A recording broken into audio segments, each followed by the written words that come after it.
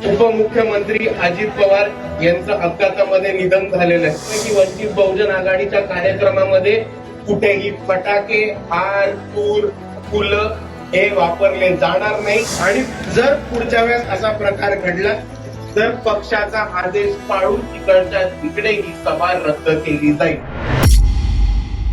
आता दोन गोष्टी आपण सर्वांनी समजून घ्या. पहिली गोष्ट की याच आठवड्यामध्ये उपमुख्यमंत्री अजित पवार यांचं अपघातामध्ये निधन झालेलं आहे आणि उपमुख्यांचे अपघातामध्ये मृत्यू होऊन जेव्हा राज्यामध्ये दुखवटा असतो तेव्हा तुम्ही चौकामध्ये फटाके फोडणं आणि फुलं उधळणं हे बरोबर आहे का? ते बरोबर नाहीये. तर मी का स्वीकारू ते? ही पहिली गोष्ट. दुसरी गोष्ट, आपण फुले शाहू आंबेडकरवादी आहोत की नाही?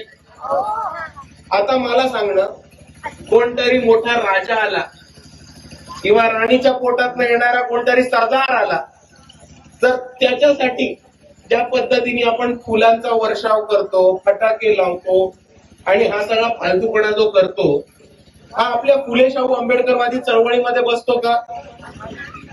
मग कशाला हे नाटकं करता सगळीकडे? यापुढे मी आपल्या सर्वांना सांगतोय की वंचित बहुजन आघाडीच्या कार्यक्रमामध्ये कुठेही फटाके, हार, तूर, फुलं हे वापरले जाणार नाही. ही फुले शाहू आंबेडकरवादी चळवळीचा हिस्सा नाहीये, भाग नाहीये आणि कुठेही जर युवकांनी खटाटोप करून जबरदस्ती गाडी थांबवून फटाके फोडणं किंवा हार, तूर, फुलं करण्याचा प्रयत्न केला तर ती गाडी तुम्हाला तुमच्यासाठी न थांबता तिकडनं पुढे काढली जाईल, जसं आज झालं तसंच. दुसऱ्या बाजूला आज पक्षाचा आदेश आहे. 4 दिवसापूर्वी पक्षाचं एक पत्र निघालंय की ज्या ठिकाणी फटाके, हार, तूर आणि फुलं हे वापरले जातील त्या ठिकाणी ती सभा त्याच ठिकाणी रद्द होईल. हे आपण सर्वांनी वाचलंय, कार्यकर्त्यांनी, पदाधिकाऱ्यांनी वाचले.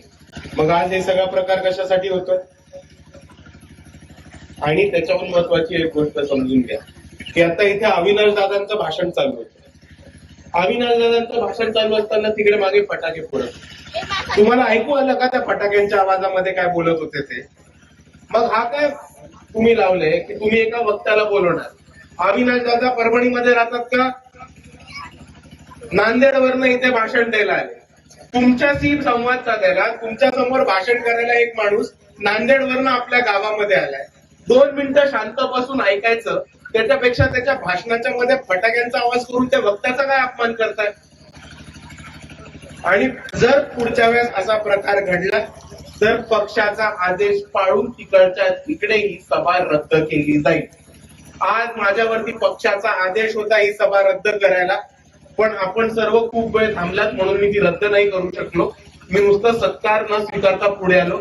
पण ह्याच्यानंतर हा कोणताही प्रकार होताना कामा नाही. जर हा प्रकार घडला तर वंचित बहुजन आघाडीची सभा तिकडच्या तिकडे रद्द होऊन जे कोणी व्यक्ती आले ते परत घरी निघून जातात. मान्य सर्वांना? ओके.